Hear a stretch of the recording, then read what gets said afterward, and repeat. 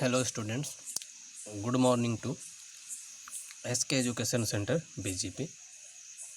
आज हम 24 मई 2021 का करंट अफेयर डिस्कस करने जा रहे हैं। तो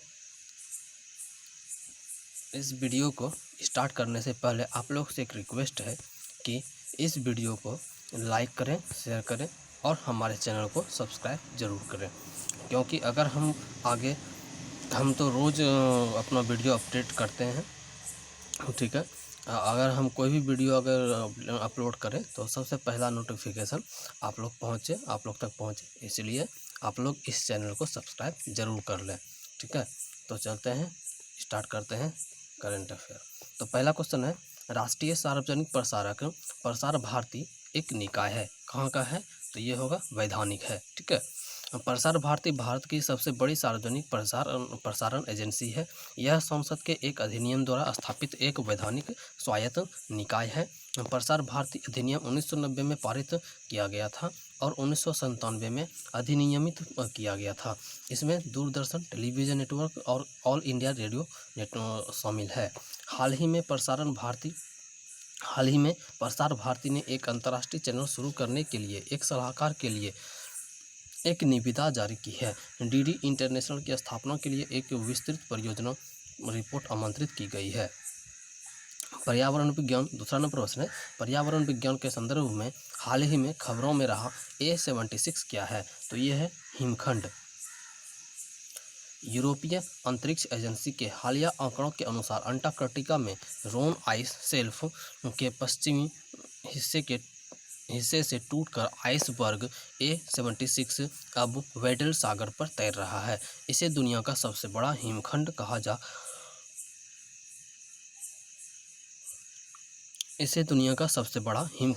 जा रहा है, क्योंकि यह लगभग 170 किलोमीटर लंबा और 25 किलोमीटर चौड़ा है।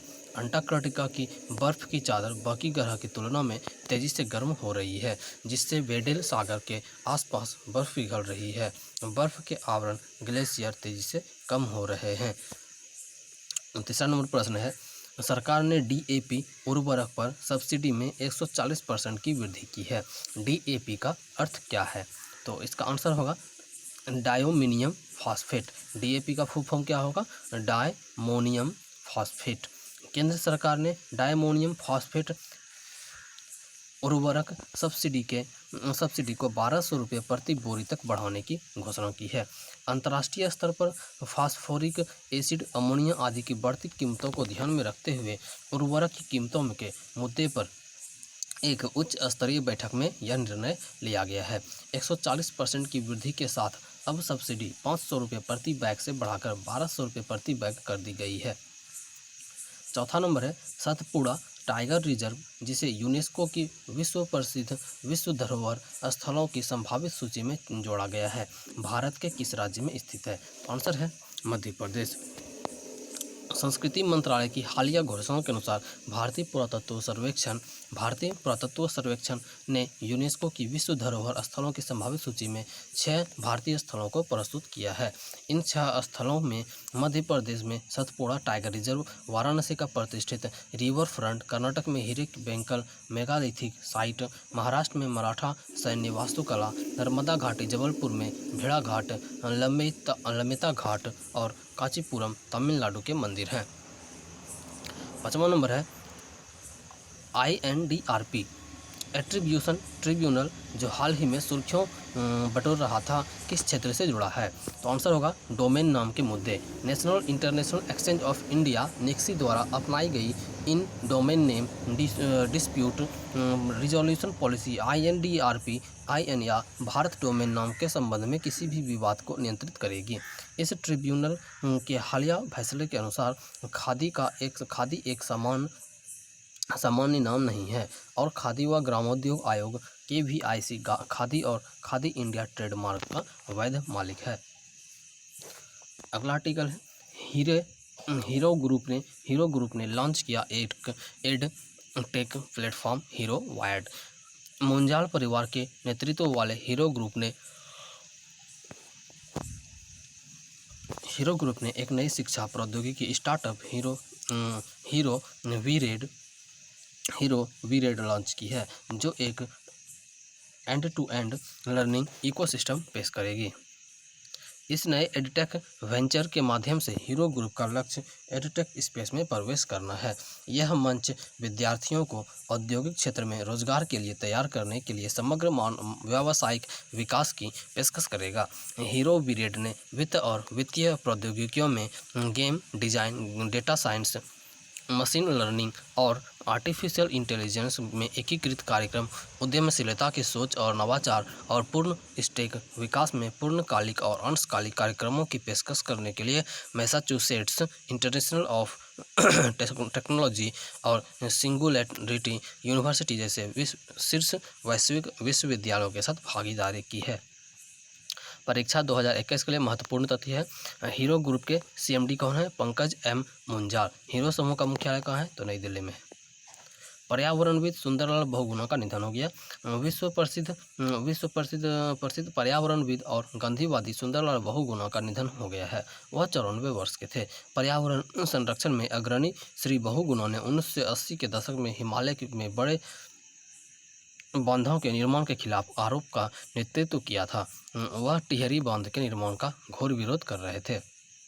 टिहरी गढ़वाल में अपने सिलियारा आश्रम में दशकों तक रहने वाले बहुगुणा ने पर्यावरण के प्रति अपने जुनून में कई युवाओं को प्रेरित किया। उनका आश्रम युवा के लोगों के लिए खुला था, जिनसे वे आसानी से संवाद करते थे। बहुगुणा ने स्थानीय महिलाओं के साथ मिलकर 70 के दशक में पारिस्थितिक रूप में से संवेदनशील क्षेत्रों में पेड़ों की कटाई को रोकने के लिए चिपको आंदोलन की स्थापना की। आंदोलन की सफलता ने पारिस्थितिकी रूप से संवेदनशील वन भूमि में पेड़ों की कटाई पर प्रतिबंध लगाने के लिए एक कानून बनाया। उन्होंने चिपको का नारा भी गढ़ा। पारिस्थितिकी अस्थायी और अर्थव्यवस्था है। पारिस्थितिकी अस्थायी अर्थव्यवस्था, ecology is the permanent ecosystem. अंतर्राष्ट्रीय जैव विविधता 22 मई को मनाया गया। कुछ मानवीय गतिविधियों के कारण जैविक विविधता में उल्लेखनीय कमी के मुद्दे के बारे में जागरूकता बढ़ाने के लिए संयुक्त राष्ट्र हर साल 22 मई को अंतर्राष्ट्रीय जैव विविधता दिवस मनाता है। जैविक विविधता में पौधों, जानवरों और सूक्ष्मजीवों की एक विस्तृत विविधता शामिल है, जिनमें प्रत्येक प्रजाति के भीतर आनुवंशिक अंतर शामिल है। उदाहरण के लिए फसलों की किस्मों और पशुओं की नस्लों के बीच। इस वर्ष 2021 की थीम हम समाधान का हिस्सा हैं है। इस नारे को पिछले साल के अति महत्वपूर्ण विषय हमारे समाधान प्रकृति में है के तहत उत्पन्न की गति की निरंतरता के रूप में चुना गया था, जो एक अनुस्मारक के रूप में कार्य करता है कि जैव विविधता कई सतत विकास चुनौतियों का उत्तर बनी हुई है। परीक्षा 2000 के जो महत्वपूर्ण तथ्य है, संयुक्त राष्ट्र का मुख्यालय न्यूयॉर्क यूएसए में है। श्री एंटोनियो गुटेरेस संयुक्त राष्ट्र के महासचिव हैं। अगला आर्टिकल है, बार्सिलोना महिला ने चेल्सी महिलाओं को हराकर जीती महिला चैंपियंस लीग ट्रॉफी। बार्सिलोना महिला ने महिला चैंपियंस लीग ट्रॉफी जीतने के लिए चेल्सी महिलाओं को हराया। चेल्सी ने पहले 36 मिनट में 4 गोल किए और बार्सिलोना ने गाथेनबर्ग में अपनी पहली महिला चैंपियंस लीग जीतने के लिए उन्हें हरा दिया। बार्सिलोना महिला चैंपियंस लीग जीतने वाली पहली स्पेनिश टीम है। बार्सिलोना पुरुष और महिला दोनों चैंपियंस लीग जीतने वाला पहला क्लब बन गया और यह महिलाओं के फाइनल में अब तक का सबसे बड़ा जीत का अंतर था। 15 जून 2020 को माइक्रोसॉफ्ट का प्रतिष्ठित इंटरनेशनल एक्सप्लोरर होगा रिटायर। टेक दिग्गज माइक्रोसॉफ्ट ने अपने प्रतिष्ठित इंटरनेट एक्सप्लोरर ब्राउज़र को लॉन्च करने के 25 से अधिक वर्षों के बाद 15 जून 2022 से बंद करने का फैसला किया है। इंटरनेट एक्सप्लोरर IE ब्राउज़र 1995 में लॉन्च किया गया था। माइक्रोसॉफ्ट अनुशंसा करता है कि उसके उपयोगकर्ता 15 जून 2022 से पहले माइक्रोसॉफ्ट एज 2015 में स्थानांतरित हो जाए, ताकि अधिक तेज, अधिक सुरक्षित और अधिक ब्राउजिंग अनुभव प्राप्त कर सके। इंटरनेट एक्सप्लोरर कभी सबसे व्यापक रूप से 2003 तक 95% उपयोग हिस्सेदार एक साथ इस्तेमाल किया जाने वाला वेब ब्राउज़र था।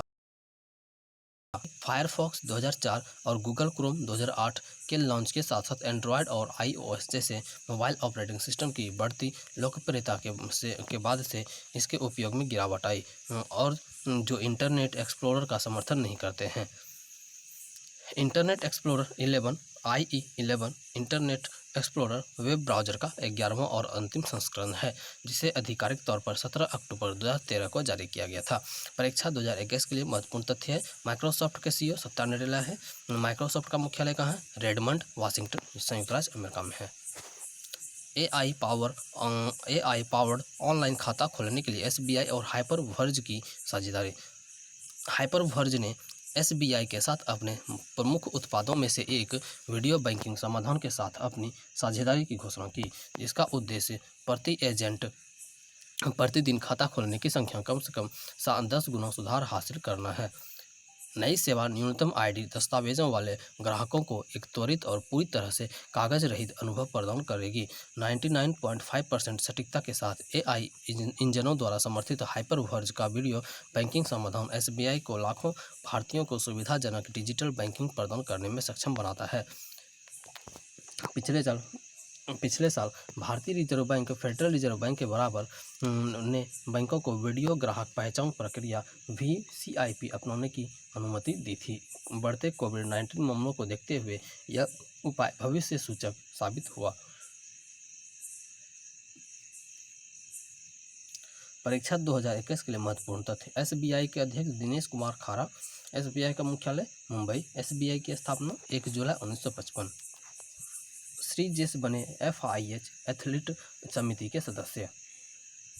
विश्व निकाय के कार्यकारी बोर्ड की वर्चुअल बैठक के दौरान स्टार इंडिया हॉकी टीम के गोलकीपर PR श्रीजेश को अंतर्राष्ट्रीय हॉकी महासंघ एथलीट समिति के सदस्य के रूप में फिर से नियुक्त किया गया। वह 2017 से पैनल के सदस्य हैं। अनुभवी श्रीजेश, जिन्होंने पहले भारतीय टीम का नेतृत्व किया है, EB द्वारा नियुक्त 4 नए सदस्यों में से एक थे, जो 47वीं FIH कांग्रेस से 2 दिन पहले मिले थे, जिसका आयोजन ऑनलाइन किया गया। EB ने एथलीट समिति के लिए 4 नए सदस्यों की नियुक्ति की पुष्टि की। Sreejesh Parattu IND, Marlena Rybacha POL, Mohammed Mea RSA और मैट स्वान AUS अब समिति में शामिल हो रहे हैं। FIH नियम समिति के नए अध्यक्ष स्टीव हॉर्गन USA डेविड कोलियर ही की जगह लेंगे। परीक्षा 2021 के लिए महत्वपूर्ण तथ्य है। तो FIH का मुख्यालय है लुज़ाने, स्विट्जरलैंड है। FIH की स्थापना जब हुई थी 7 जनवरी 1924 में पेरिस फ्रांस में हुई थी। FIH के CEO कौन है? Theory Weil. FY21 के लिए ITR फाइल करने की समय सीमा 30 दिसंबर तक 2 महीने बढ़ाई। केंद्रीय प्रत्यक्ष कर बोर्ड CBDT ने व्यक्तियों के लिए आकलन वर्ष AY 2021-22 के लिए आयकर रिटर्न दाखिल करने की नियत तारीख को 2 महीने बढ़ाकर 30 दिसंबर 2021 तक कर दिया। इससे पहले समय सीमा 31 जुलाई 2021 थी। कोविड महामारी के कारण करदाताओं को राहत प्रदान करने के लिए आयकर नियम 1961 के तहत अनुपालन के लिए समय सीमा बढ़ाने का निर्णय लिया गया। सरकार ने आकलन वर्ष 2021-22 के लिए कंपनियों के लिए आयकर रिटर्न दाखिल करने की नियत तारीख को भी 31 अक्टूबर से बढ़ाकर 30 नवंबर 2021 तक कर दिया गया है। RBI ने फुल KYC PPI की सीमा 1 लाख रुपये कर दी गई। भारतीय रिजर्व बैंक ने पूर्ण KYC PPI KYC अनुपालन PPI के संबंध में अधिकतम बकाया राशि को 1 लाख रुपये से 2 लाख रुपये तक बढ़ा दिया गया। इसके अलावा भारतीय रिजर्व बैंक ने अनिवार्य किया है कि सभी प्रीपेड भुगतान साधन PPI या मोबाइल वॉलेट जैसे पेटीएम, फ़ोनपे और मोबीक्विक पूरी तरह से KYC अनुरूप हैं, जिन्हें 31 मार्च 2022 तक इंटरऑपरेबल बनाया जा सकता है। RBI ने गैर बैंक PPI जारीकर्ताओं के पूर्ण KYC PPI से नकद निकासी की भी अनुमति दी है। ऐसी नकद निकासी का पर शर्त यह होगी 10,000 रुपये प्रति माह प्रति PPI की कुल सीमा के साथ प्रति लेनदेन 2,000 रुपये की अधिकतम सीमा। कार्ड वॉलेट का उपयोग करने के लिए सभी ने किए सभी नकद निकासी लेनदेन प्रमाणीकरण के एक अतिरिक्त कारक पिन द्वारा प्रमाणित किए जाएंगे। आरबीआई ने डेबिट कार्ड और ओपन सिस्टम प्रीपेड कार्ड बैंकों द्वारा जारी का उपयोग करके पॉइंट ऑफ सेल टर्मिनलों से नकद निकासी की सीमा बढ़ाकर सभी स्थानों पर 10,000 रुपये की कुल मासिक सीमा के भीतर 2,000 रुपये प्रति लेनदेन कर दी। पहले यह सीमा टीयर 1 और 2 शहरों के लिए 1,000 रुपये थी, जबकि टीयर 3 से 6 शहरों के लिए 2,000 रुपये थी। FY21 के लिए केंद्र सरकार को 99,122 करोड़ रुपये का अधिशेष ट्रांसफर करेगा आरबीआई। भारतीय रिजर्व बैंक 31 मार्च 2021 जुलाई 2020 मार्च 2021 तक को समाप्त 9 महीने की लेखा अवधि के लिए केंद्र सरकार को 99,122 करोड़ रुपये का अधिशेष हस्तांतरित करेगा। आकस्मिकता जोखिम बफर 5.50% पर रहेगा। इस वर्ष आरबीआई ने सरकार के लेखा वर्ष के साथ मेल खाने के लिए अपने लेखा वर्ष को जुलाई जून से अप्रैल मार्च बदल दिया। नतीजतन आरबीआई को लेखा वर्ष 2020-21 में केवल 9 महीने हैं। यह ध्यान दिया जाना चाहिए कि हर साल आरबीआई अपने पूरे अधिशेष को केंद्र सरकार को हस्तांतरित करता है, जिससे उसने लाभ के रूप में अर्जित किया है। आईडीबीआई बैंक ने शुरू की डिजिटल प्रसंस्करण प्रणाली। आईडीबीआई ने एमएसएमई और कृषि क्षेत्र को 50 से अधिक उत्पादों की पेशकश करते हुए अपनी पूर्णतः डिजिटल ऋण प्रसंस्करण प्रणाली शुरू करने की घोषणा की। एमएसएमई और कृषि उत्पादों के लिए ऋण प्रसंस्करण प्रणाली डेटा फिनटेक, ब्यूरो सत्यापन, दस्तावेज भंडारण, खाता प्रबंधन और ग्राहक सूचनाओं के साथ समेकित रूप से एकीकृत होती है। पूरी तरह से डिजिटल और स्वचालित रूप से प्रसंस्करण प्रणाली की इन विशेषताओं का उद्देश्य बैंक के एमएसएमई और कृषि ग्राहकों को बेहतर तकनीक सक्षम बैंकिंग अनुभव प्रदान करना है। मंच को बेहतर हमीदारी मानकों के लिए नॉक ऑफ मानदंड और क्रेडिट नीति मानदंडों को शामिल करने के लिए डिजाइन किया गया है।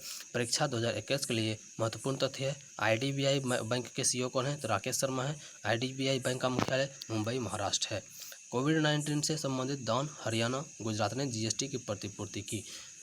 हरियाणा और गुजरात कोविड-19 संबंधित चिकित्सा आपूर्ति के लिए भुगतान किए गए माल और सेवा कर जीएसटी घटकों की प्रतिपूर्ति की घोषणा करने वाले पहले कुछ राज्य बन गए हैं। इन चिकित्सा आपूर्ति में ऑक्सीजन, सांद्रक, वेंटिलेटर, दवाएं शामिल हैं, जो राज्य सरकारों को मुफ्त में दान की जाएगी। हरियाणा से छूट 30 जून तक है, जबकि गुजरात की छूट 31 जुलाई तक वैध है। गुजरात ने कोविड से संबंधित आपूर्ति के आयात पर सीमा शुल्क के हिस्से के रूप में लगाए गए आईजीएसटी की प्रतिपूर्ति की घोषणा की है। हरियाणा ने राज्य सरकार को कोविड से संबंधित आपूर्ति पर सभी राज्य केंद्र या आईजीएसटी हिस्से का भुगतान करने का निर्णय करके केंद्र के जीएसटी घटक की प्रतिपूर्ति की घोषणा करके एक कदम और आगे बढ़ा लिया है।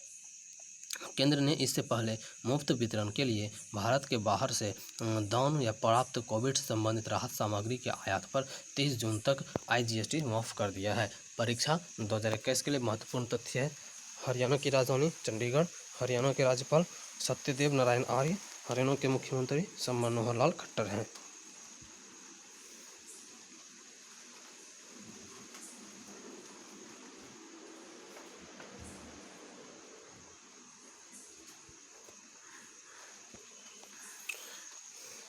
अगला आर्टिकल है, बिहार सरकार ने नियमित निगरानी सुनिश्चित करने के लिए लॉन्च किया हिट कोविड ऐप।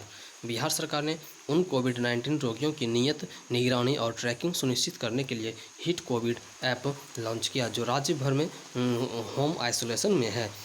HIT का मतलब होम आइसोलेशन ट्रैक है। मुख्यमंत्री नीतीश कुमार ने कहा कि यह ऐप होम आइसोलेटेड मरीजों की नियमित निगरानी में स्वास्थ्य कर्मियों की मदद करेगा। स्वास्थ्य कार्यकर्ता प्रतिदिन घर पर मरीजों का दौरा करेंगे और उनका तापमान और ऑक्सीजन स्तर मापने के बाद ऐप में डेटा फीड करेंगे।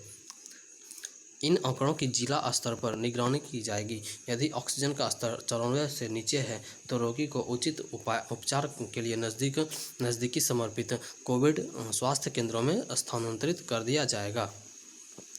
परीक्षा 2021 के लिए महत्वपूर्ण तथ्य है। बिहार के मुख्यमंत्री हैं नीतीश कुमार। बिहार के राज्यपाल कौन है? फागू चौहान। डीआरडीओ ने विकसित की कोविड-19 एंटीबॉडी डिटेक्शन किट DIPCOVN डिपकोवैन। भारतीय रक्षा अनुसंधान और विकास संगठन डीआरडीओ ने एक कोविड-19 एंटीबॉडी डिटेक्शन किट विकसित की है। डिपकोवैन किट 97% की उच्च संवेदनशील के साथ कोरोना वायरस के स्पाइक्स के साथ साथ न्यूक्लियो कैप्सिड प्रोटीन दोनों का पता लगा सकती है। इसे भारतीय चिकित्सा अनुसंधान परिषद द्वारा अनुमोदित किया गया है और इसे दिल्ली के वैंगार्ड डायग्नोस्टिक प्राइवेट लिमिटेड के सहयोग से डीआरडीओ के defence institute of physiology and allied sciences lab द्वारा विकसित किया गया है। डिपकोवैन का उद्देश्य मानव सीरम या प्लाज्मा में IgG एंटीबॉडी का गुणात्मक पता लगाना है जो SARS-CoV-2 संबंधित एंटीजन को लक्षित करता है।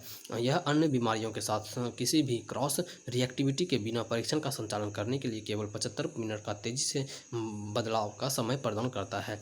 किट की शेल्फ लाइफ 18 महीने है। परीक्षा 2021 के लिए महत्वपूर्ण तथ्य है। डीआरडीओ के अध्यक्ष डॉक्टर जी सतीश रेड्डी हैं। डीआरडीओ का मुख्यालय नई दिल्ली है। डीआरडीओ की स्थापना 1958 में हुई थी। तो स्टूडेंट्स, आज के लिए इतना ही। आज का करंट अफेयर यहाँ तक ही था। तो आप लोग से रिक्वेस्ट है कि आप लोग इस चैनल को सब्सक्राइब कर लीजिए और इस वीडियो को ज़्यादा से ज़्यादा स्टूडेंट्स में शेयर कर दें और इस वीडियो को लाइक ज़रूर करें। Thank you, bye bye. कल मिलते हैं नेक्स्ट वीडियो में अगले करंट अफेयर के साथ।